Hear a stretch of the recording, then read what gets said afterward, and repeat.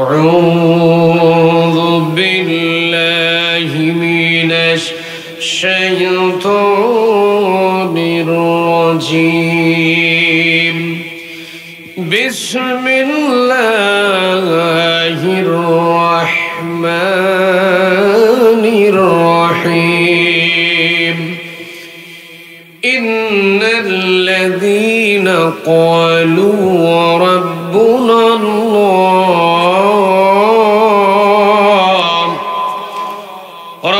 الله ثم استقاموا تتنزل عليهم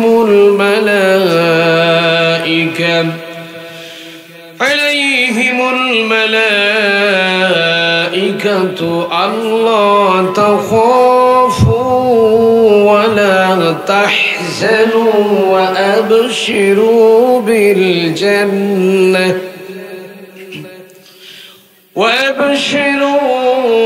بالجنة التي كنتم توعدون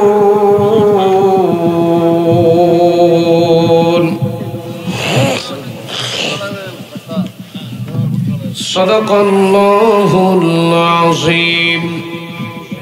وقال تعالى في شأن رسول الله صلى الله عليه وسلم إن الله وملائكته يصلون على النبي يا أيها الذين آمنوا صلوا عليه وسلموا تسليما. اللهم صل على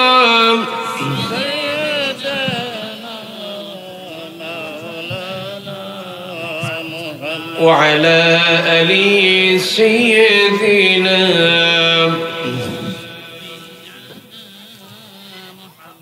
শিকন বন্ধু বলো বেশি বিশ্বস্ত কার কাছে মন খুলে দেয়া যায়, কার কাছে সব কথা বলা যায়, হওয়া যায় বেশি আশ্বস্ত। তার নাম আহমদ বড় বিশ্বস্ত। যেজন কখনো ব্যথা দিতে জানে না, যেজনকে বলি মুছে দেই বেদনা, যেজন কখনো ব্যথা দিতে জানে না, যেজনকে বলি মুছে দেই বেদনা।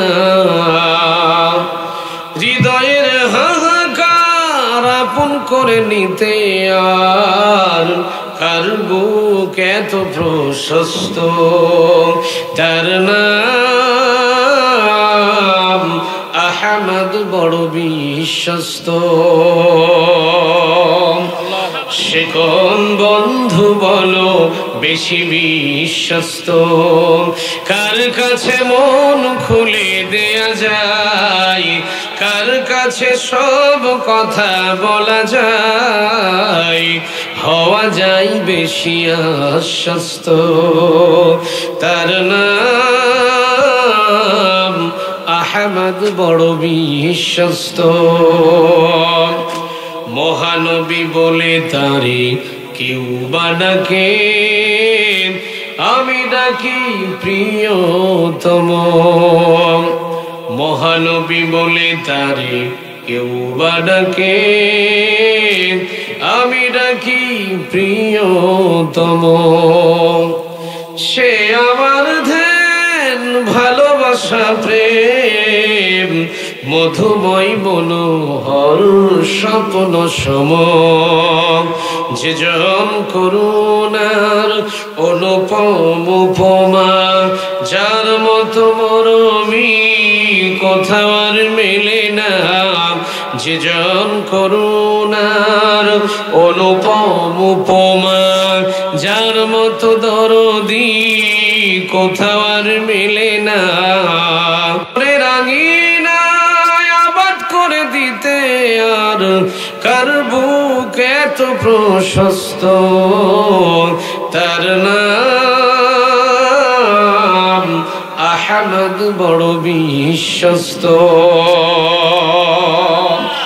সে কোন বন্ধু বলো বেশি বিশ্বস্ত, কার কাছে মন খুলে দেয়া যায়, কার কাছে সব কথা বলা যায়, হওয়া যায় বেশি আশ্বস্ত, তার নাম আহমদ বড় বিশ্বস্ত। আসসালামু আলাইকুম ওয়া রাহমাতুল্লাহি তাআলা ওয়া বারাকাতুহু। একটু আমাদের ভলিউম বাড়ানো লাগবে, ভলিউম একদম লো হয়ে গেছে। একটু ভলিউম বাড়িয়ে সালামের জবাব দিলে বুঝি কবিরা গুনাহর চান্স আছে নাকি? কথা কই না ভাই, চান্স আছে? যদি নাই থাকে একটু প্রাণ খুলে সালামের জবাব দেন। আসসালামু আলাইকুম ওয়া রাহমাতুল্লাহ। আল্লাহ সুবহানাহু ওয়া তাআলার মহান দরবারে লাখো কোটি শুকরিয়া জ্ঞাপন করছি যে আল্লাহ সুবহানাহু ওয়া তাআলা অত্যন্ত রহম করে, অত্যন্ত দয়া করে, মায়া করে, মহব্বত করে আজকে আপনাকে আমাকে আজকে এই কোরআনের বাগানে, জান্নাতের বাগানে বসার মতো তৌফিক দান করলেন। সেজন্য করে সেই মহান মনিবের দরবারে সকলে মস্তক অবনত চিত্তে একযোগে পড়ছি আলহামদুলিল্লাহ, আলহামদুলিল্লাহ, আলহামদুলিল্লাহ।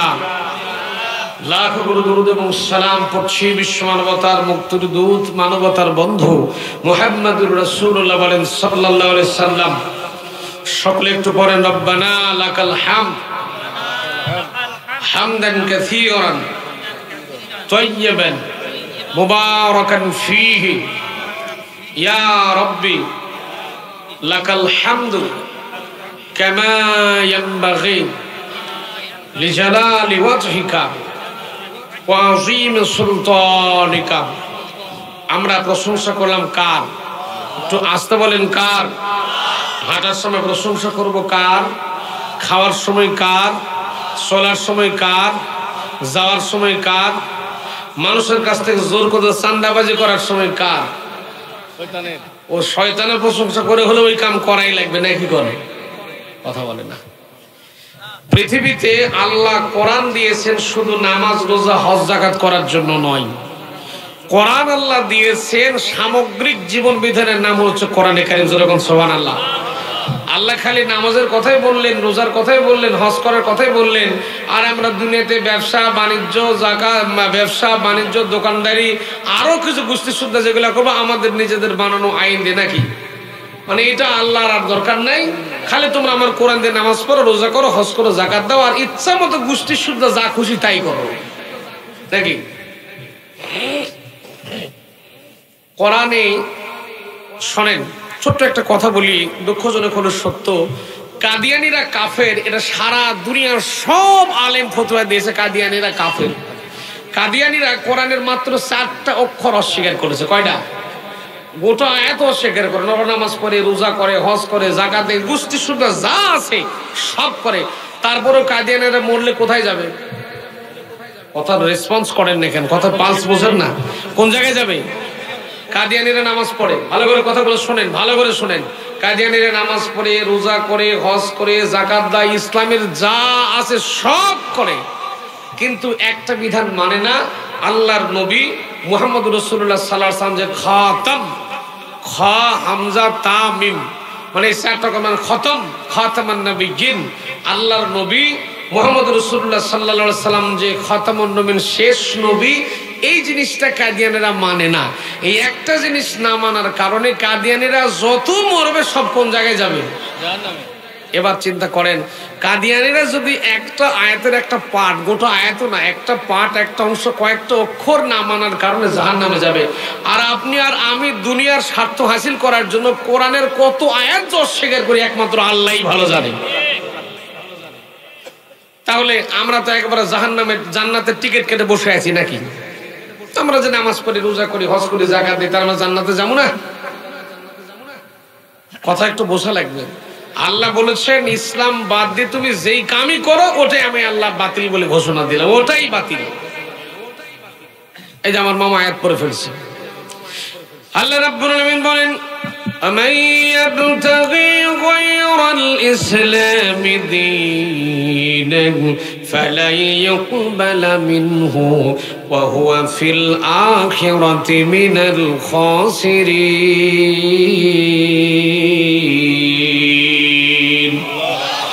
হয় নাই ভাই, গলার আওয়াজ হয়নি, ভলিউম ছেড়ে দে, কণ্ঠ ছেড়ে দে, এক যোগা কণ্ঠ ছেড়ে দে। আল্লাহু আকবার বলতে পারবেন তো ইনশাআল্লাহ? আল্লাহু আকবার কোন। আমি আবার কোরআন কারীম থেকে তেলাওয়াত করছি, আপনাদের গলার ভলিউম একটু দেখি। আল্লাহ রাব্বুল আলামিন বলেন আমান ইয়াবতাগি গায়রাল ইসলামি দীনান ফালাই ইউকবালা মিনহু ওয়া হুয়া ফিল আখিরাতি মিনাল খাসিরিন।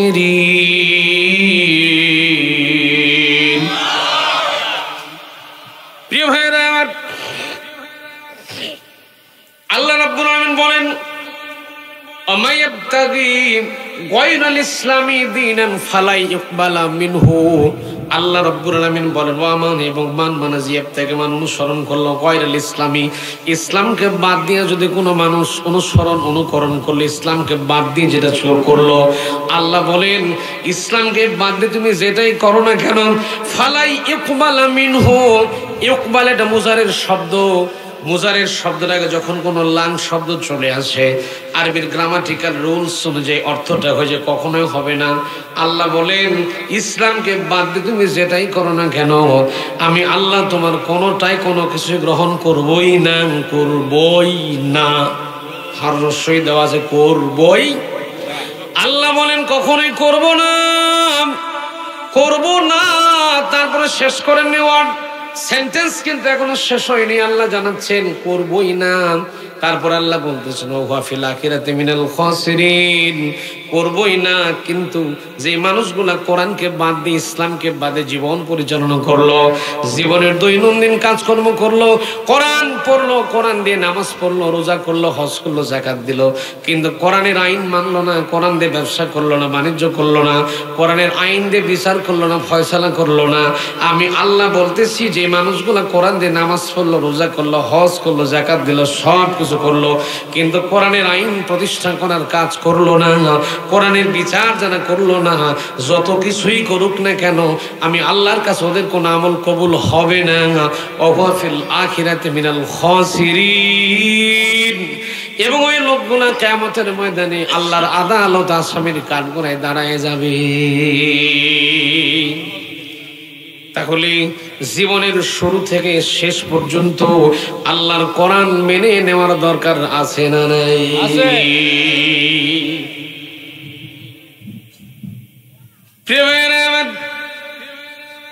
আপনি নামাজ পড়বেন কোরআন দিয়ে, নামাজ যেমন পড়বেন কোরআন দিয়ে, রোজা যেমন করি কোরআন দিয়ে, হজ করে, যাকাত দিয়ে কোরআন দিয়ে, ঠিক তেমন করে কোরআন দিয়ে এরকম একটা সমাজ গঠন করা এই জিনিসটা আমরা চাই কি চাই না? জোরে বলেন চাই কি চাই না? কোরআনের সোনালী সমাজ যদি তৈরি হয়ে যায়, এই জন্য একটা কথা বারবার মনে পড়ে যে ও নামাজি কোরআন দিয়ে নামাজ পড়ো, সমাজ কেন গড়ো না? ও নামাজি কোরআন দিয়ে নামাজ পড়ো, সমাজ কেন গড়ো না? সম্মানিত ভাইরা, কোরআন দিয়ে আমি যদি সারা রাত ওয়াজ করি, কোরআনের কথা বলি, নামাজের কথা বলি, রোজার কথা বলি, হজের কথা বলি, যাকাতের কথা বলি, কোনো প্রবলেম হবে না। কেউ কখনো বলবে না যে হুজুর একটা সমস্যা হচ্ছে, ওয়াজ করা যাবে না, এই কথা কখনো কেউ বলবে না। যখনই বলবো কোরআনের আইন দিয়ে দেশ চালানো লাগবে, রাষ্ট্র চালানো লাগবে, সংসদ চালানো লাগবে, কোরআনের আইন দিয়ে বিচার করানো লাগবে, এই কথা বলতে গেলে বলে হুজুর এটা রাজনীতি। কথা কয় না রে, কথা কয় না রে। এবার দলিল নিয়ে যান, কোরআনের বিচার জানা মানে না, কোরআন যারা বিচার করে হলো টাটকা নির্ভেজাল কাফের। ফতোয়া কার? দলিল নেন। আল্লাহ রাব্বুল আলামিন বলেন ওয়ামান লাম يحكم بما أنزل الله فأولئك هم الكافرون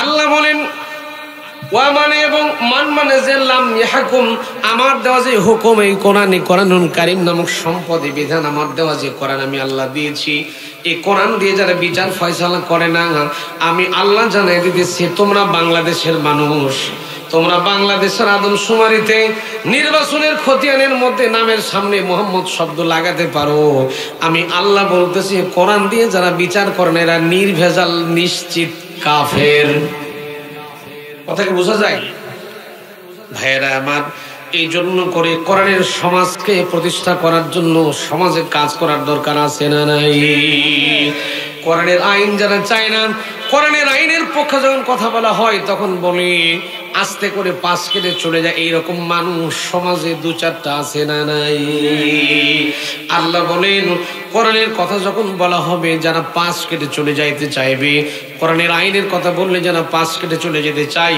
ও নবী আপনি দেখবেন এরা হলো নিশ্চিত মুনাফিক এক জায়গায় আল্লাহ বলেন কোরআনের আইন না মানলে কাফের আরেক আয়াতে আল্লাহ বলতেছেন কি দেখেন সূরা নিসার 61 নম্বর আয়াত দলিল লাগবে কত দর্জন দলিল লাগবে আমি দেব ইনশাআল্লাহ আল্লাহ বলতেছেন وَإِذَا قِيلَ لَهُمْ تَعَالَوْا إِلَى مَا أَنزَلَ اللَّهُ وَإِلَى الرَّسُولِ رَأَيْتَ الْمُنَافِقِينَ يَصُدُّونَ عَنكَ صُدُودًا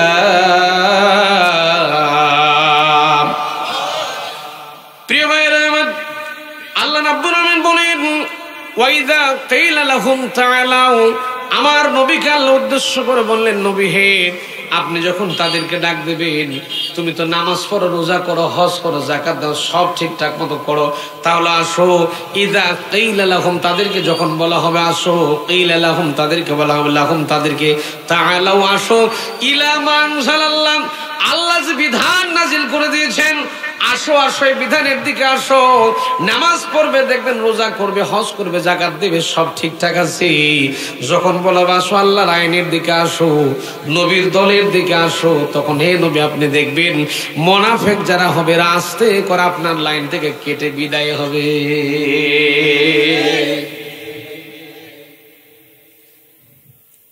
ভাইরা আমার তাহলে আল্লাহর আইনের পক্ষে কথা বলার দরকার আছে না নাই আছে এখানে আমি কোন রাজনীতি কোন দলের কথা বলতেছি এখন কথাগুলো আল্লাহ বলতেছি আমি কথাগুলো কার কথাগুলো আল্লাহ আপনার যদি পছন্দ না হয় তাহলে আপনার ঈমান আছে কিনা আল্লাহই ভালো জানে ঠিক কিনা বলেন কথাগুলো কার এগুলোকে আমাদের বাপদাদার কোনো গল্প কাহিনী কোনো কথা সব কথাগুলো আমার আল্লাহ কোরআনে জানিয়ে দিয়েছেন যেরকম আল্লাহু আকবার শুধু তা নয় বাংলাদেশের দিকে তাকান আর সূরা কাসাসের 5-6 নম্বর আয়াতের দিকে একটু তাকাবেন এর ব্যাখ্যা পড়লে আপনি অ্যাস্টনিশড হয়ে যাবেন বাড়িতে যদি কোরআন শরীফ থাকে একটু খুলে পড়বেন আল্লাহ বলতেছেন দেখেন কোরআনের আইন আমরা লক্ষ্য করে দেখতে পাচ্ছি যে সামনে বাংলাদেশ হবে কোরআনের বাংলাদেশ না সুবহানাল্লাহ কালকে সকালে বলেন আজকে থাক আল্লাহ বলতেছেন ওয়া নুরিদু সূরা কাসাস আল্লাহ জানাচ্ছেন ওয়া নুরিদু আন্নামুন্না আলাল্লাযিনা ইসতুদঈফু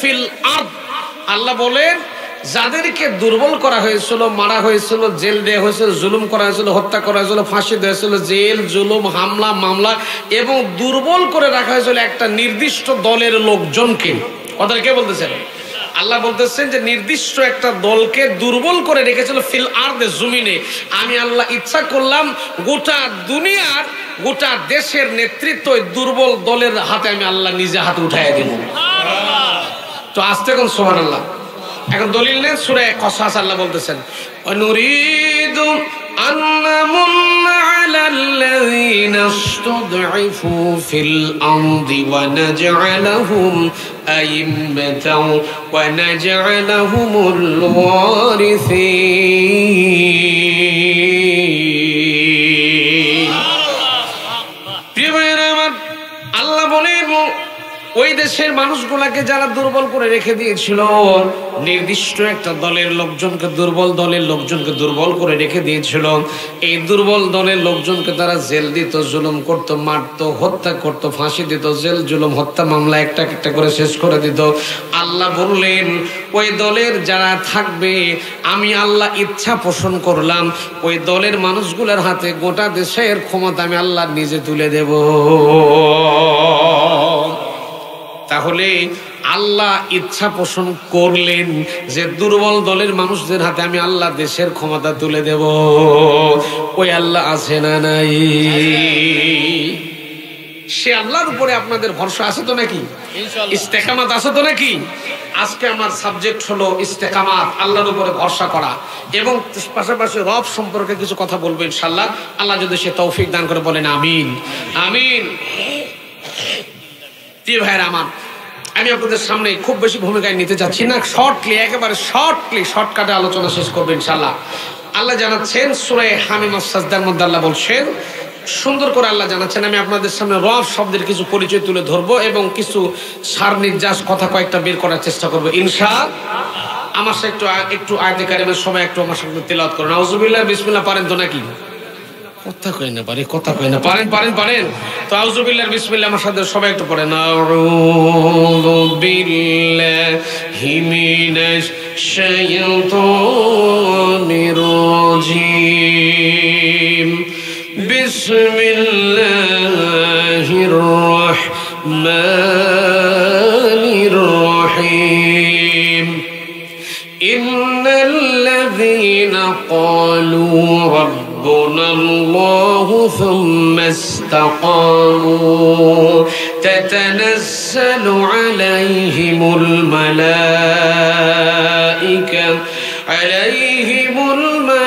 الملائكة ألا تخافوا ولا تحزنوا وأبشروا بالجنة التي كنتم توعدون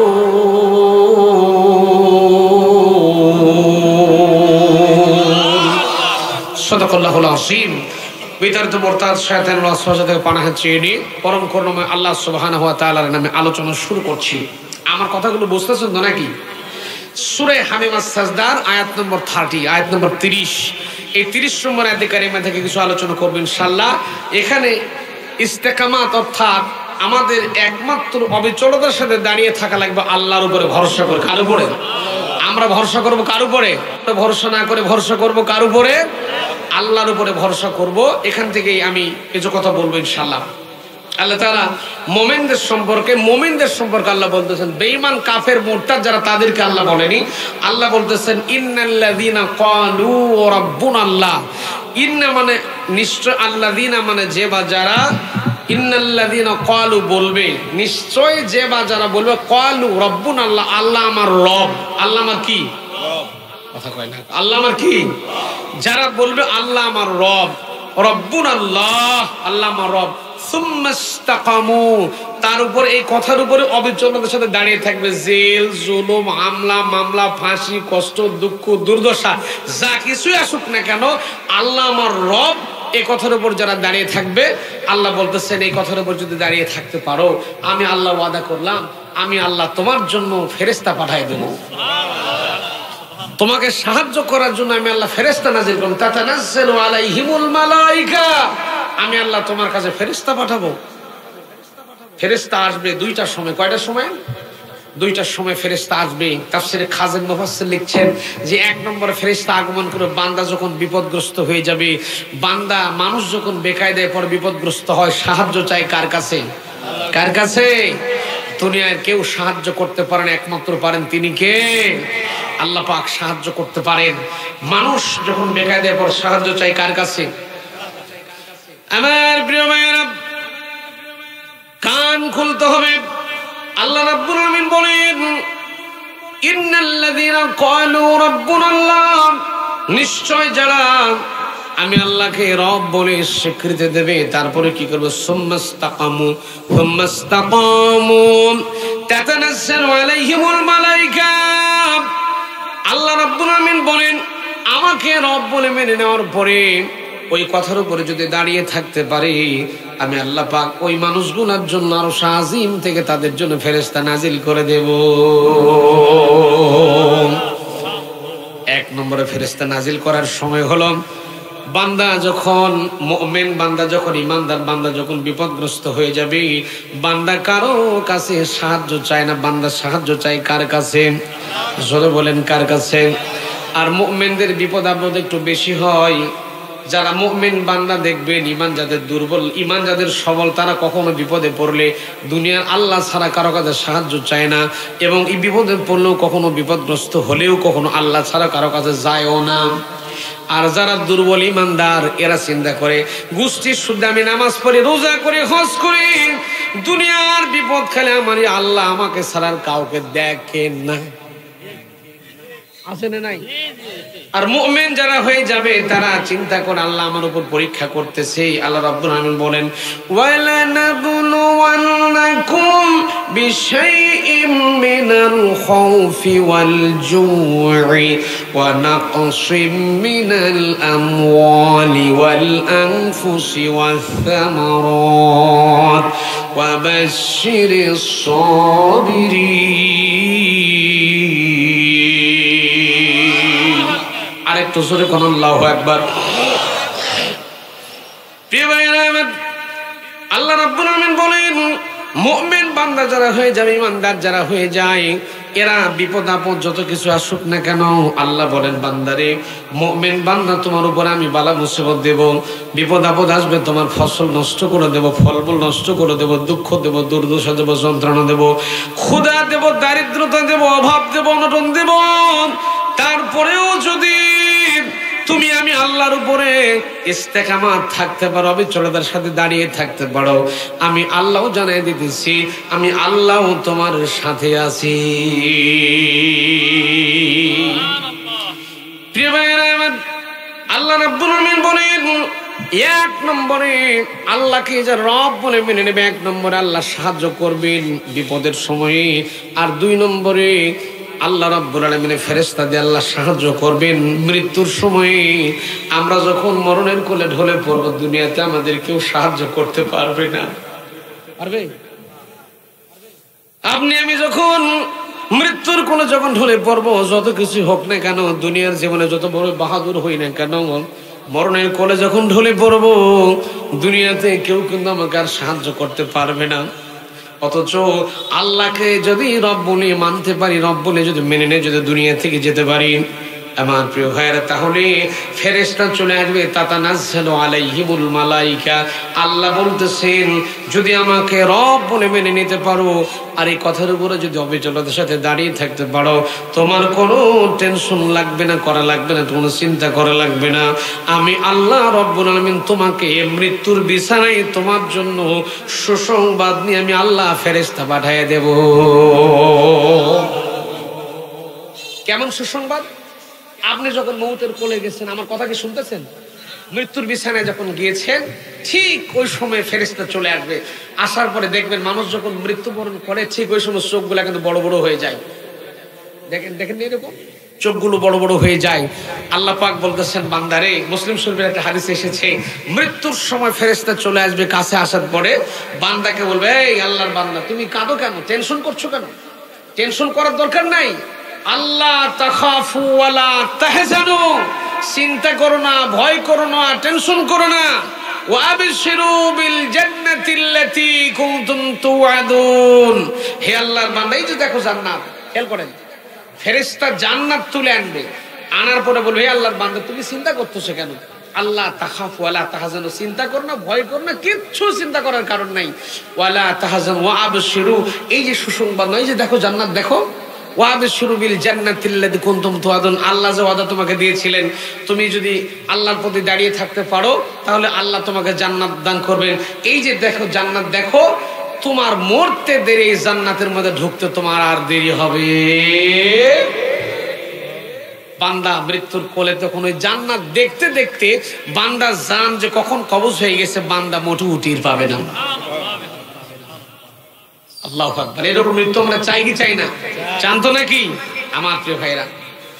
প্রিয় ভাইয়েরা আমার, হাদিস শরীফের ভিতরে এলো সাহাবায়ে কেরাম প্রশ্ন করলেন নবীজিকে, ওগো আল্লাহর নবী, মৃত্যুর সময় যখন জান কবজ হয়ে যাবে, ফেরেশতা চলে আসবে, মানুষ বুঝতে পারবে না, কেমন কথা বর্ণনা করে একটু বুঝিয়ে দেন।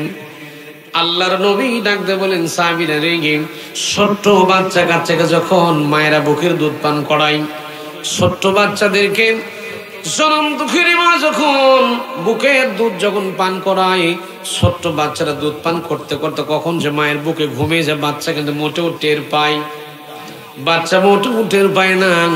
আল্লাহর নবী বলেন, সাহাবীরা রে, আল্লাহর ইমানদার বান্দা যারা রব বলে আল্লাহকে স্বীকৃতি দিয়েছে, জেল জুলুম হামলা মামলা কষ্ট ফাঁটে সব কিছু সহ্য করার পরে, শত যন্ত্রণা শত নির্যাতনের উপরেও আল্লাহর প্রতি অবিচলতার সাথে দাঁড়িয়ে যারা থাকতে পেরেছিল, ওই সমস্ত মানুষগুলোর সামনে ছোট্ট বাচ্চা যেমন বুকের দুধ পান করতে করতে যেমন ঘুমিয়ে পড়ে, ঠিক তেমন করে আল্লাহর বান্দারা আল্লাহর জান্নাতের দৃশ্য দেখতে দেখতে আল্লাহর কাছে চলে যাবে। তাহলে আল্লাহ আমার রব, আল্লাহ আমার কি? তো জোরে কোন কি? আল্লাহ আমার কি? আল্লাহ আমার রব। এই জিনিসটা জানার দরকার আছে না নাই? যদি না জানি তাহলে তো বেকার হয়েছে। এক হুজুর মাঝে মাঝে দোয়া করে, রব্বি হাবলি মিনাস সলিহিন, মাঝে মাঝে প্রায় এই দোয়া একই দোয়া করে। তো একটা যুবক কৌতূহল, এখন তো যুবকদের কৌতূহলের ঠিক নেই, বহু কৌতূহল, বহুর কিউরিসিটি মনের মধ্যে জাগে। হঠাৎ করে যুবক চিন্তা করলো যে ঘটনা কি, দোয়ার মধ্যে আছে কি? প্রতিদিন হুজুর সালাম ফেরানোর পরে রব্বি হাবলি মিনাস সলিহিন, দোয়ার মানে এটা কি? এখন মনে করেন আমার মতো এক হুজুরকে জিজ্ঞেস করতেছে, হুজুরের দোয়ার মানে? আমি বললাম, বাবা আমি ছোট মোটো হুজুর, আমি এত বড় দোয়ার অর্থ জানি না। যাও, আমার মনে করেন আজিজ মামার কাছে চলে গেছে, যোগদেশ্বর মাদ্রাসায় গেছে, বলতে যে হুজুর এই দোয়ার মানে রেখে আমার হুজুর প্রতিদিন এই দোয়া করেন। এখন আজিজ মামা তো শিক্ষিত মানুষ, জ্ঞানী মানুষ, তিনি বলতেছে, বাবা এই দোয়ার মানে হলো, আল্লাহ তুমি আমাকে নেককার সন্তান দান করো। সুবহানাল্লাহ। কালকে সকাল 10টায়। এখন ফিরে আসার পরে ছেলেটা হুজুরকে বলতে, হুজুর আপনার আল্লাহ দিছে কয়টা সন্তান আছে? বলতে হুজুর ছেলেটা বলতেছে, বাবা আল্লাহ আমার দিছে 11 খান। কয় খান? এখন বলতে, হুজুর আপনি যে দোয়া করেন রব্বি হাবলি মিনাস সলিহিন, এই দোয়ার মানে কি আপনি জানেন? ওই না বাবা, মানেটা নেমে জানি, খালি দোয়া করাই শিখছি, মানেটা নিয়ে শিখিনি। তো হুজুর এই দোয়ার মানে হলো, আল্লাহ তুমি আমাকে নেক সন্তান দান করো। হুজুর কই, সর্বনাশ, দোয়ার মানে যেইটা আমি যদি জানতাম কমপক্ষে হলো 9 বছর আগে দোয়া করা বন্ধ করে দিতাম। তাহলে আল্লাহ আমার রব, এই রব শব্দের মধ্যে কি আছে আপনার আমার জানার দরকার আছে না নাই? প্রিয় ভাইরা আমার, কেননা নামাজ পড়লাম, সালাম ফিরলাম, সঙ্গে সঙ্গে দোয়া করতেছি, রব্বানা যালামনা আনফুসানা ইন লাম তাগফির লানা, তারপরে পড়তেছি রব্বানা আতিনা, রব শব্দগুলো আছে না নাই? তারপরে নামাজের মধ্যে সূরা ফাতিহা পড়তেছি আলহামদুলিল্লাহি রাব্বিল, এখানেও রব আছে। তারপরে রুকুতে গেলেন সুবহান রাব্বিয়াল, আছে না নাই? সেজদায় করে গেলেন সুবহান রাব্বিয়াল, এখানেও রব আছে না নাই? সব জায়গাতে খালি রব রব রব আর রব।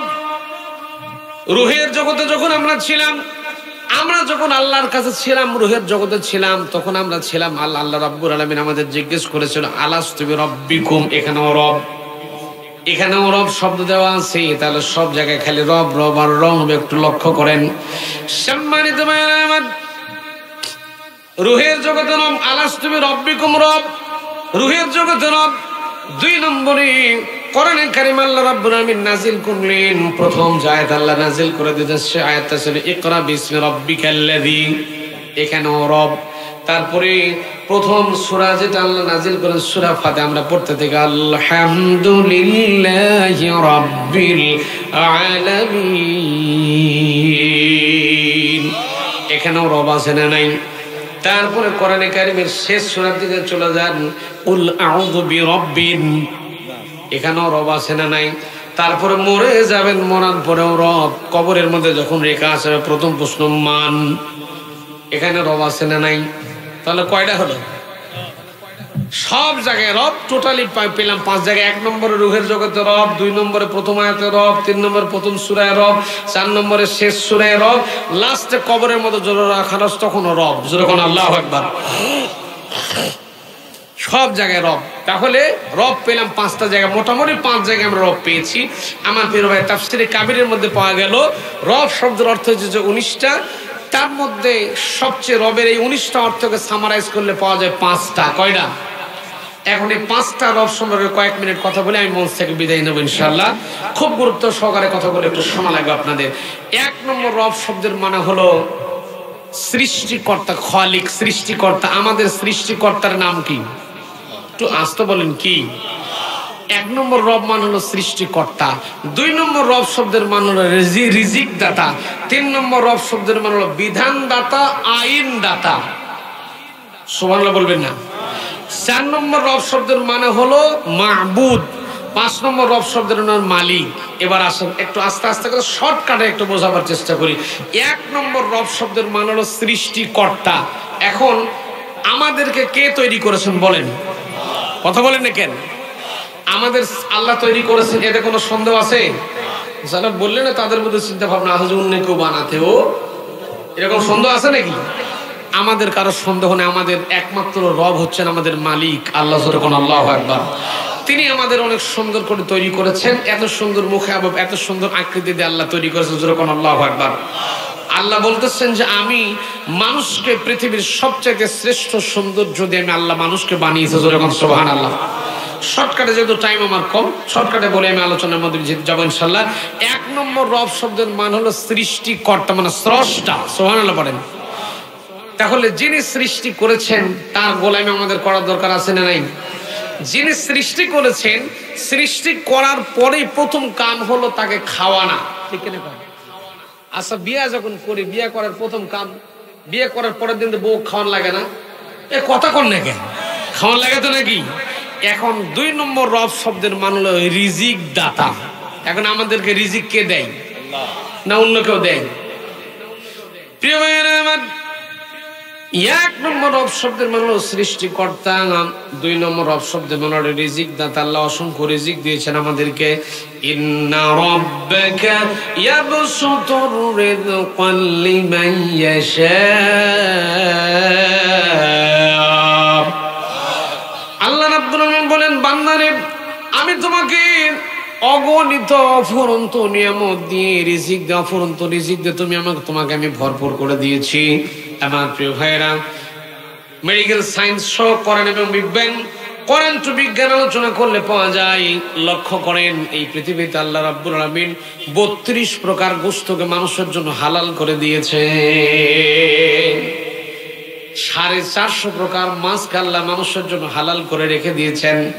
তারপরে সবজি তো আছেই দুনিয়ার, তাও একটা জিহ্বা দিয়ে কিন্তু এগুলো খাই। খাসির গোশতের স্বাদ একরকম, গরুর গোশতের স্বাদ আরেক রকম, মুরগির স্বাদ একরকম, ইলিশ মাছের স্বাদ একরকম, পুঁটি মাছের স্বাদ একরকম, ট্যাংরা মাছের স্বাদ একরকম। একটা জিহ্বা দিয়ে আল্লাহ রাব্বুল আলামিন হাজার হাজার রকম খাবার গ্রহণ করার শক্তি আমাকে দিয়েছে। এটা কে দিয়েছেন? আলাম নাজআল লাহু عينين ولسانا وشفتين وهديناه النجدين। ভাইরা আমার, একটা জিহ্বা দিয়ে আল্লাহ রাব্বুল আলামিন এতগুলো খাবার গ্রহণ করার মতো শক্তি দিয়েছেন। আল্লাহর নবী বলেন প্রত্যেকটা মানুষ এক একটা জিহ্বা দিয়ে কমপক্ষে হলেও 4500 রকম খাবারের স্বাদ আল্লাহ গ্রহণ করার শক্তি প্রত্যেকটা মানুষের জিহ্বার মধ্যে দিয়ে রেখেছে। যে আল্লাহ তৈরি করতে পারলেন, খেয়াল করেন, যে আল্লাহ সৃষ্টি করতে পারলেন, যে আল্লাহ খাওয়াতে পারলেন, রিজিক দিতে পারলেন, ওই আল্লাহ আবার দুনিয়াতে মানুষ কেমন করে চলবে এই বিধান তো আল্লাহ দিতে পারে না। না না, ওগুলো আমরা বানাবো। মানে আল্লাহর কাম ওই পর্যন্ত শেষ, বানাইছে খাওয়ার জন্য, ছেড়ে দিছে গোষ্ঠী শুদ্ধ, এখন যা খুশি আমরা করবো নাকি? যে আল্লাহ তৈরি করলেন, যে আল্লাহ খাওয়ালেন, পড়ালেন, রিজিক যিনি দিলেন, যিনি তৈরি করলেন, যিনি রিজিক দিয়ে ভরপুর করে রেখে দিয়েছেন, ওই আল্লাহ বলেন বান্দারে দুনিয়াতে যাওয়ার পরে তুমি যেন আমাকে ভুলে না যাও। এই জন্য আমার যে জান্নাতে তুমি ছিলে, আমাদের আসল বাড়ি ছিল জান্নাত। আসল বাড়ি কোনটা? নাকি জগদীশপুর? আসল বাড়ি কোনটা? আসল বাড়ি আমাদের জান্নাত। আল্লাহ বলেন বান্দারে আসল বাড়ি হলো তোমার জান্নাত। আমি আল্লাহ তোমাকে তৈরি করেছি, তোমার জন্য রিজিক রেখে দিয়েছি, আবার এই জান্নাতে যেন তুমি আসতে পারো সেই জন্য করে আমি আল্লাহ একটা ম্যানুয়াল গাইড বুক দিয়েছি, আইন দিয়েছি আমি আল্লাহ নিজেই। এই আইন যদি মানতে পারো, আমি আল্লাহ যে জান্নাতে তোমাকে দিয়েছিলাম, যে জান্নাতে তোমাকে রেখেছিলাম, আমার আইন যদি তুমি মানতে পারো, আমি আল্লাহ তোমাকে আবার ওই জান্নাতের মধ্যে ফেরত পাঠিয়ে দেব। তাহলে ওই জান্নাতে যাওয়ার দরকার আছে না নাই? আমার প্রিয় ভাইরা, দুনিয়ার সিটার বাটপার ডাকাত নেতাগুলোর পেছনে ঘুরে ঘুরে জীবনটা নষ্ট না করে আল্লাহর পথে থাকার দরকার আছে না নাই? কেননা মরে গেলে কিন্তু কোনো নেতা খেতা কেউ কিন্তু কবরে যাবে। আমি মরে গেলাম, সারা জীবন নেতার জিকির করলাম, নেতা নেতা অমুক নেতা, আমুক ভাই তমুক ভাই, গোষ্ঠী শ্রদ্ধা করলাম, সারা জিন্দেগি নেতার পিছনে কাটাই দিলাম। নেতাও গাঞ্জা খায়, আমিও গাঞ্জা খাই, আছে না নাই?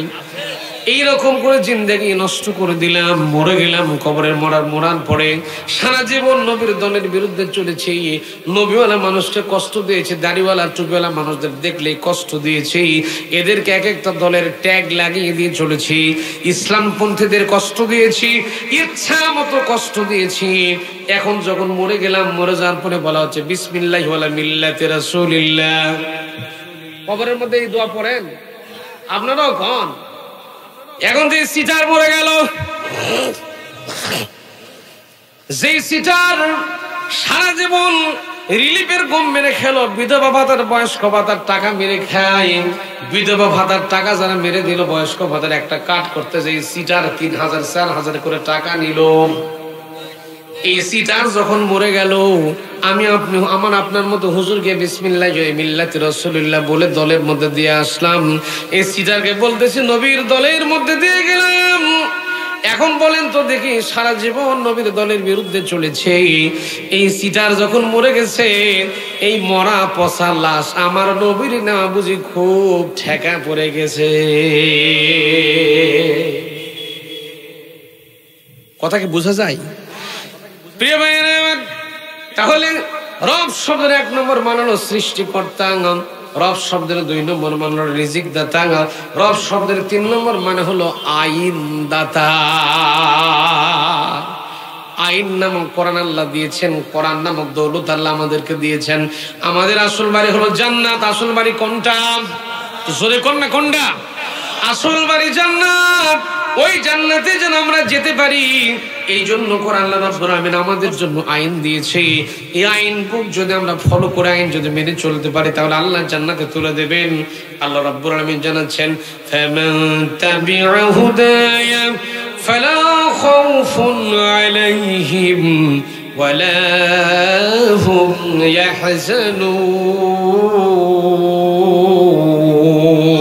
ইয়াহজানুন। আরেকটু জোরে সরে কোন আল্লাহু আকবার। এখন দলিল নিয়ে যান। আল্লাহ বলেন ফামান মানে অতঃপর, তাবউন শব্দ মানে হলো তেবা করা, অনুসরণ করা, অনুকরণ করা, মেনে নেওয়া।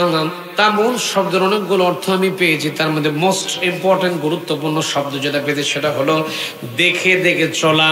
মনে করুন আমার আব্দুল আজিজ মামা সামনে হাঁটতেছে, কোন পা কোন ভাবে দিচ্ছে, কোন স্টাইলে চলতেছে, এই জিনিসটাকে দেখে দেখে চলার নাম হলো তাবউন করা। কথা কি শুনতেছেন?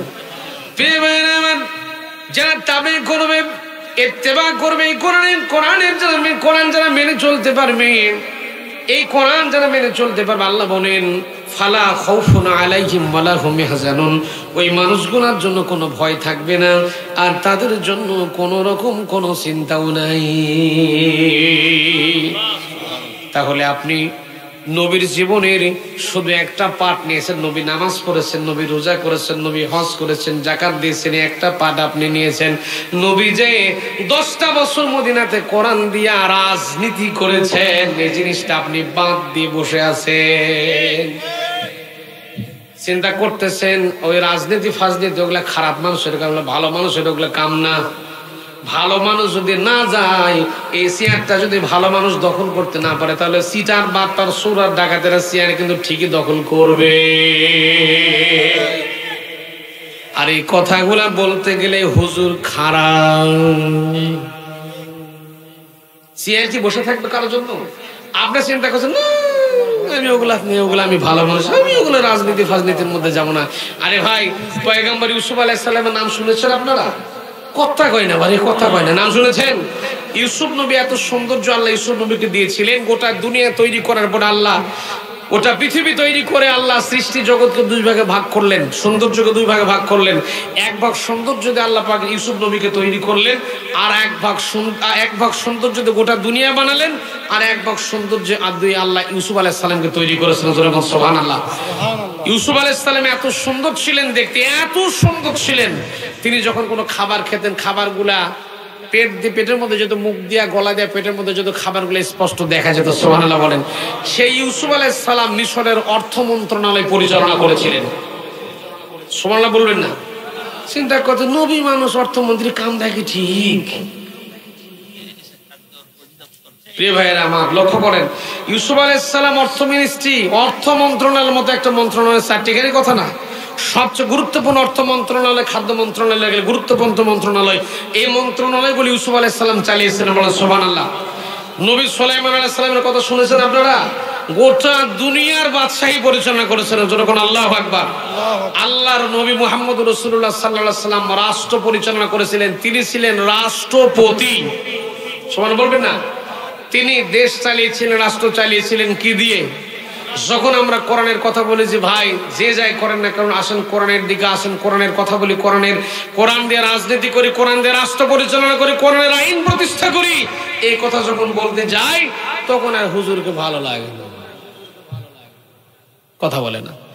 মানে এবার আমার দিকে ধাক্কা লাগতেছে যে আমার নেতার দিকে যাচ্ছে, হুজুর এইগুলো ওয়াজ করার দরকার, হুজুর খালি নামাজের ওয়াজ করেন, রোজার ওয়াজ করেন, হজের ওয়াজ করেন, সারা জীবন নামাজ পড়বো হুজুর, কিন্তু কোরআনের সমাজ গঠন করার কাম করব।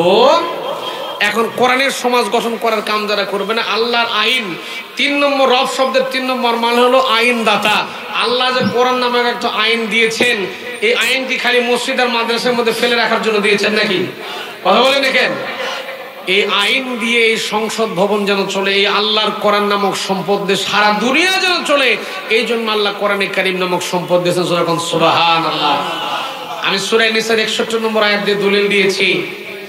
প্রিয় ভাইরা, আল্লাহ রাব্বুল আলামিন বলেন, ওয়াইদা কিলা লাহুম তাআলাউ ইলা মা আনজালাল্লাহু ওয়া ইলার রাসূল রাআইতাল মুনাফিকিনা ইয়াসুদ্দুনা আনকা সুদুদা।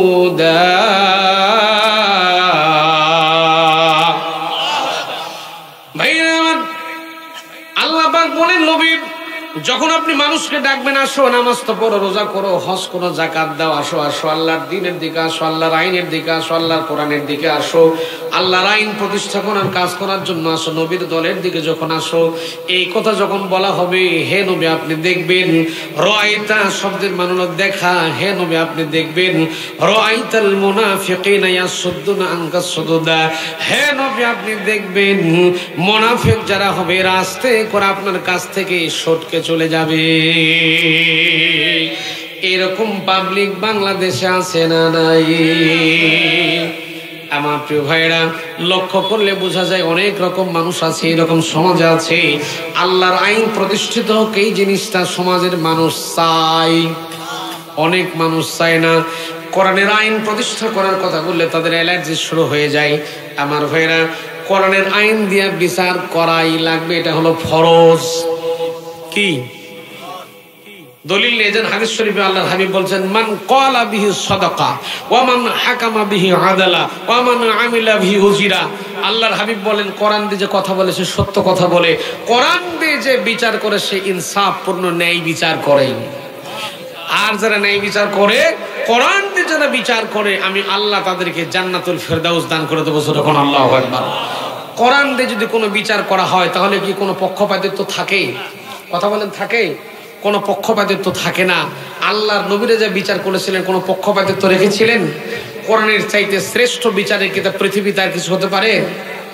আল্লাহ রাব্বুল আলামিন বলেন ওয়া তাম্মাত কালিমাতু রাব্বিকা সিদকান ওয়া আদলা লা মুবাদদিলা লিকালিমাতিহি ওয়া হুয়াস সামিউল আলীম। কোরআন দিয়ে যারা বিচার করে তারা ন্যায় বিচার করে, কেননা কোরআন এসেছেই ইনসাফ বিচার ন্যায় বিচার প্রতিষ্ঠা করার জন্য। যখন আল্লাহু আকবার, আল্লাহু আকবার। আমার প্রিয় ভাইরা একটু খেয়াল করেন কথাগুলো, একটু খেয়াল করেন, খুব গভীর মনোযোগ দেন, খেয়াল করেন কথাগুলো বোঝা লাগবে। কোরআনের যারা বিচার করে এরা কোরআনকে যারা ভয় করে, কোরআন যারা রাষ্ট্র পরিচালনা করে সবসময় ভয় করে কাকে? ভয় করে কাকে? ছোট্ট একটা ঘটনা বলি। হযরত ওমর রাদিয়াল্লাহু তাআলার নাম শুনেছেন নাকি? এমন ভাব করতেছেন কেবলই বুঝে আজকে নামটা বললাম। হযরত ওমর রাদিয়াল্লাহু তাআলা আনহু 30 লক্ষ বর্গ মাইল রাষ্ট্রপতির নাম হল হযরত ওমর রাদিয়াল্লাহু তাআলা আনহু। তার আমলের ছোট্ট একটা ঘটনা বলে আমি আলোচনা ফিনিশিং টানবো। আমি কিন্তু কথা বলতেছিলাম রব শব্দের 3 নম্বর মানে ধরে আছে, সেটা হলো আইনদাতা। কি মানে ধরে আছি? আইনদাতা, বিধানদাতা, হুকুমদাতা। হযরত ওমর রাদিয়াল্লাহু তাআলার সময় একজন সাহাবী নাম ছিল হযরত সাঈদ ইবনে আমির আল জামিহি রাদিয়াল্লাহু আনহু। লক্ষ্য করেন, হযরত সাঈদ ইবনে আমিরকে আমিরুল মুমিনিন হযরত ওমর রাদিয়াল্লাহু তাআলা হিমসে পাঠিয়ে দিলেন। হিমস নামক একটা নগরী আছে, মনে করেন আমাদের ঢাকা হলো রাজধানী, রাজশাহী একটা নগরী না, সিটি কর্পোরেশন না? তো হযরত ওমর মদিনার রাষ্ট্রপতি আর সাঈদ ইবনে আমির আল জামিহি রাদিয়াল্লাহু তাআলাকে হিমসের গভর্নর করে হযরত ওমর পাঠিয়ে দিলেন। সম্মানিত ভাইরা আমার, হযরত সাঈদ বিন আমির আল জামিহি রাদিয়াল্লাহু তাআলা হিমসের গভর্নর যখন নিযুক্ত হলেন, হযরত সাঈদ বিন আমির আল জামিহি রাদিয়াল্লাহু তাআলা সুন্দর করে রাজ্য পরিচালনা করছিলেন, রাষ্ট্র পরিচালনা করছিলেন, কিন্তু কষ্ট পাচ্ছিলেন। হযরত সাঈদ বিন আমির আল জামিহি যেখানে রাষ্ট্রীয় যেটা বেতন তিনি পেতেন, যেমন আমি চাকরি করি, আমার মামারা চাকরি করেন, আমাদের জন্য সরকারি একটা নির্ধারিত বেতন আছে না নাই? জোরে বলেন আছে না নাই? নির্দিষ্ট একটা বেতন আছে। হযরত সাঈদ বিন আমির আল জামিহি রাদিয়াল্লাহু তাআলা হিমসের গভর্নর নিযুক্ত হওয়ার পরে হযরত সাঈদ বিন আমির আল জামিহি রাদিয়াল্লাহু তাআলাকে রাষ্ট্রীয় কোষাগার থেকে নির্দিষ্ট একটা পরিমাণ বেতন নেওয়ার জন্য তাকে নির্ধারণ করে দেওয়া হয়েছিল। কিন্তু সাঈদ বিন আমির আল জামিহি নির্দিষ্ট পরিমাণ বেতন ঠিকই গ্রহণ করতেন, কিন্তু বেতনটা নেওয়ার পরে তিনি আল্লাহকে ভালোবেসে আল্লাহর উপর ইস্তেকামত থাকার কারণে সাঈদ বিন আমির আল জামিহি নিজের শুধুমাত্র খাওয়া খরচাটুকু নেওয়ার পরে সম্পূর্ণ বেতনের অর্থটুকু, বেতনের টাকাগুলো সম্পূর্ণ রাজ্যের মানুষের মধ্যে বিতরণ করে দিতেন। সম্মানিত ভাইরা আমার, সামান্য কয়েক পয়সা নিতেন, কয়েকটা দিরহাম নিতেন। নেওয়ার পরে সাঈদ বিন আমির আল জামিহি রাদিয়াল্লাহু তাআলা সব টাকা পয়সা অর্থগুলো হিমসের মানুষদের মাঝে বিতরণ করে দিতেন, আর তিনি আত্মতৃপ্তি পেতেন। দেখবেন কিছু কিছু মানুষ আমাদের সমাজের মধ্যে অনেক ভালো মানুষ কিন্তু আছে, মানুষকে টাকা দিতে পারলেও মনের মধ্যে খুব শান্তি লাগে, আছে না নাই? হযরত সাঈদ বিন আমির রাদিয়াল্লাহু তাআলা আনহু তিনি নিজের সামান্যতম একটু বেতন গ্রহণ করতেন, আর সম্পূর্ণ বেতনটা হিমসের মানুষের মাঝে বিতরণ করে দিতেন। জীবন যাপন করতেন ফকিরের মতো, অভাবগ্রস্ত মানুষের মতো কষ্টের মধ্যে দিন যাপন করতেন। কয়েক মাস পরে হিমসের মানুষজন চলে গিয়েছেন, হযরত ওমর রাদিয়াল্লাহু তাআলার কাছে গিয়েছেন। হিমসের মানুষগুলো যাওয়ার পরে হযরত ওমর বলেন, তোমাদের হিমসের গভর্নর সাঈদ বিন আমিরকে তোমাদের কাছে পাঠিয়ে দিয়েছি। আমার সাঈদ বিন আমির তোমাদের রাজ্য কেমন পরিচালনা করতেছে, তোমাদের দেশ কেমন করে পরিচালনা করতেছে, আর তোমরা ভালো করে দেখতেছো, লক্ষ্য করে চলছো কিনা? লোকজন বলতেছে, আমিরুল মুমিনিন, আমরা লক্ষ্য করে দেখেছি হিমসের গভর্নর সাঈদ বিন আমির আমাদেরকে খুব ভালো করে দেশ পরিচালনা করে, খুব ভালো করে চালাচ্ছে, খুব ভালো লাগতেছে। হযরত ওমর তাদেরকে বললেন, তোমাদের দেশের ভিতরে, হিমস শহরের ভিতরে অভাবী মানুষ আছে নাকি? গরিব দুঃখী আছে নাকি? গরিব দুঃখের একটা তালিকা তোমরা করে দাও, গরিব দুঃখ অভাবী মানুষের একটা নির্দিষ্ট একটা লিস্ট আমার কাছে করে দাও। হিমসের মানুষগুলো অভাবী মানুষের তালিকা করলেন, একটা লিস্ট করলেন। সর্বপ্রথম যে ব্যক্তির নাম দিলেন তার নাম হলো সাঈদ বিন আমির। গভর্নর। প্রথম নামটা দিয়েছেন সাইদ বিন আমেরের নাম, যে আমাদের গভর্নর, আমাদের হিমসের মধ্যে সবচেয়ে ফকিরনি, সবচেয়ে গরিব মানুষ আমাদের গভর্নর। সুবহানাল্লাহ। আর আমাদের মেম্বার যদি আবার ঠেলা দেখে, চেয়ারম্যান আর এমপির কথা বাদই দিলাম, মেম্বার হলেও ঠেলা দেখে কি? ঠিক আছে, কথা বল না কেন? চেয়ারম্যান, মেম্বার, এমপি, মন্ত্রী হলে তোর কথাই নাই। হিমসের গভর্নর, তারা নাম দিলেন যে আমাদের দেশের মাটিতে সবচেয়ে অভাবী, দুঃখী, গরিব মানুষের মধ্যে পড়েছে 1 নম্বর হিমসের গভর্নর সাইদ বিন আমের। সাইদ বিন আমেরের নামটা তারা লিখে দিলেন। হযরত ওমর কয়েকজন নাম পড়লেন, পড়ার পর হযরত ওমর রাদিয়াল্লাহু তাআলা চোখের পানি ফেলতে কাঁদতেছেন। কোষাগার থেকে কয়েক হাজার দিরহাম হিমসের গভর্নর সাইদ বিন আমেরের জন্য লিস্ট করে দিলেন, একটা বাজেট দিলেন। যেমন করে আমাদের দেশে গভর্নমেন্টের, সরকারের পক্ষ থেকে বাজেট আসে কি আসে না? নির্দিষ্ট কোনোভাবে দুস্থ, রোগী কিংবা অসুস্থ কোনো মানুষের জন্য সরকার কিন্তু বাজেট দেয়। সমাজ কল্যাণ মন্ত্রণালয় থেকে বাজেটগুলো হয়, খেয়াল করবেন। আবেদন করলে সরকারের পক্ষ থেকে মোটা অঙ্কের টাকা পাওয়া যায়। প্রিয় ভাইয়েরা, হযরত ওমর রাদিয়াল্লাহু তাআলা হিমসের গভর্নর সাইদ বিন আমির আল জামি রাদিয়াল্লাহু তাআলাকে কয়েক হাজার দিরহাম রাষ্ট্রীয় কোষাগার থেকে তার জন্য একটা বাজেট দিলেন। এই বাজেটের এই টাকাটা তোমরা নিয়ে চলে যাও, হিমসের গভর্নর সাইদ বিন আমিরকে পৌঁছে দিও। সাইদ বিন আমির রাদিয়াল্লাহু তাআলার কাছে যখন পৌঁছে দেওয়া হলো, এই অর্থগুলো হিমসের মানুষগুলো শর্টকাট করে আলোচনা সংক্ষিপ্ত করছি।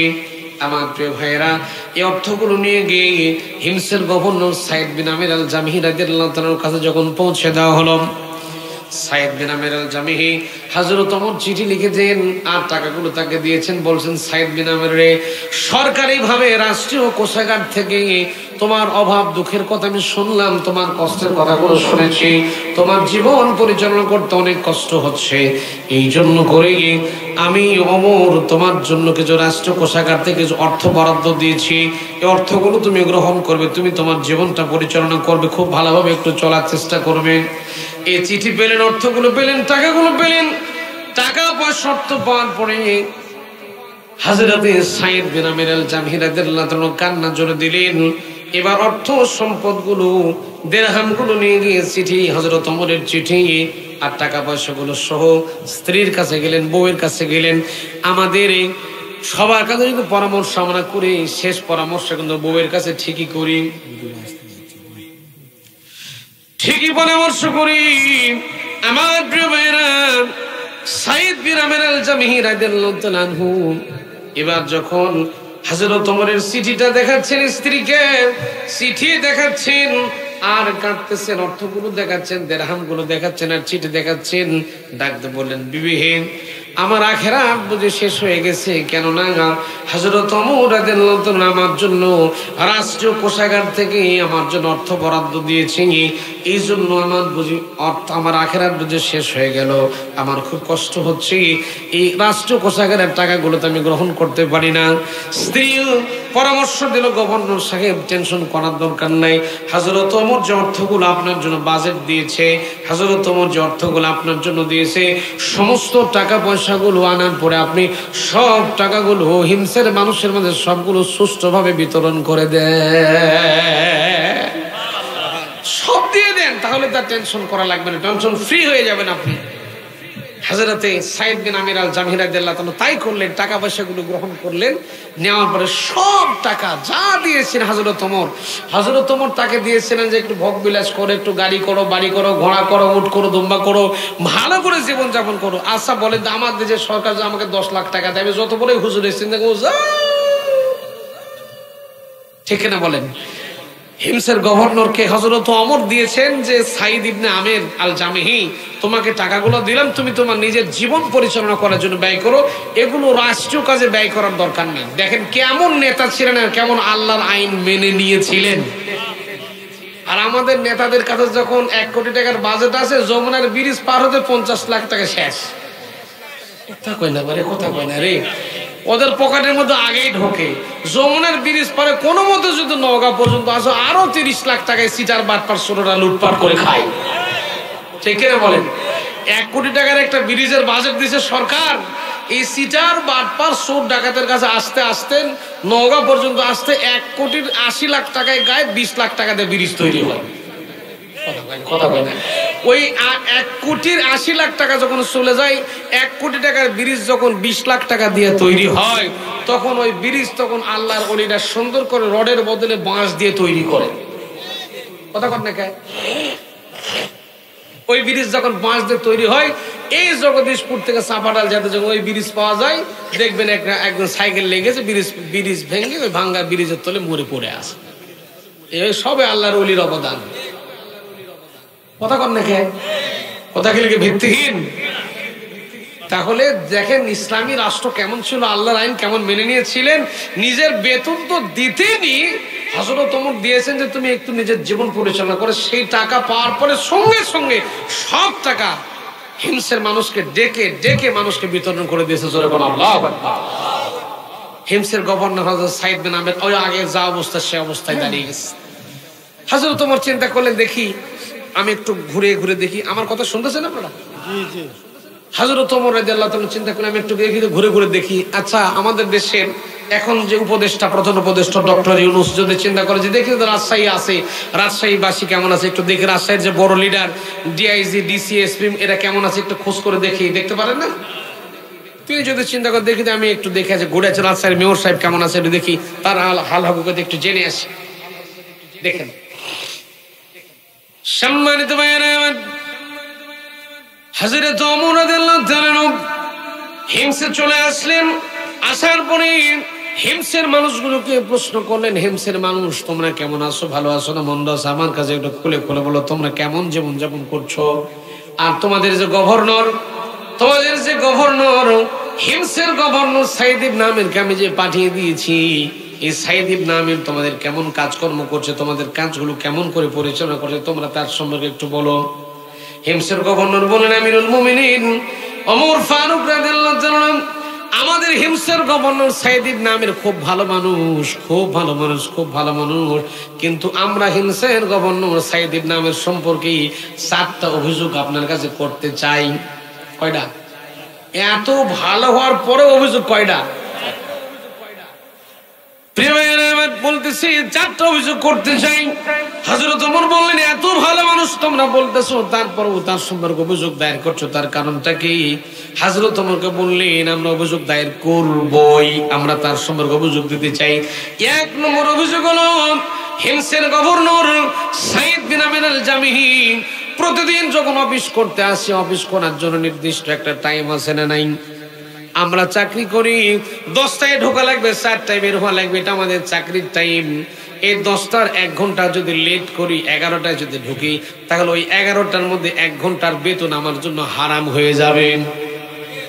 দেখে না কোন প্রিয় ভাইয়েরা আমার, হিমসের মানুষজন বলল, আমরা লক্ষ্য করে দেখেছি এই হিমসের গভর্নর প্রতিদিন যখন অফিস করতে আসে 1 ঘন্টা লেট করে, দৈনিক 1 ঘন্টা করে লেট করে অফিস করতে আসে। প্রতিনিয়ত আমরা কন্টিনিউ লক্ষ্য করে দেখতেছি 1 ঘন্টা করে অফিস লেট করে। 2 নম্বরে লক্ষ্য করে দেখেছি হিমসের গভর্নর 30 দিনের মাস হয়, অ্যারাবিক মাস কিন্তু 30 দিনে মাস হয়, 29 দিনেও মাস হয়, 30 দিনে মাস। লক্ষ্য করেন 30 দিনে মাস। তারা বলতেছে আমরা জানি 30 দিনে মাস হয়, কিন্তু হিমসের গভর্নর 30 দিনের মধ্যে একদিন অফিসে থাকে না। একদিন অফিসে থাকে না। লক্ষ্য করে বলতেছেন 1 ঘন্টা আসে না। 2 নম্বর একদিন অফিসে থাকে না। 3 নম্বরে আমাদের অভিযোগ হলো, 3 নম্বর অভিযোগ হলো হিমসের গভর্নর রাতের বেলায় তার কার্যালয়ে তাকে খুঁজে পাওয়া যায়, রাতের বেলা কোথায় জেনে তিনি চলে যান, রাতের বেলা তাকে খুঁজে পাওয়া যায় না। 4 নম্বর অভিযোগ হলো হিমসের গভর্নর আমরা লক্ষ্য করে দেখি মাঝে মাঝে বেহুশ হয়ে সেন্সলেস জমিনের মধ্যে পড়ে যায়।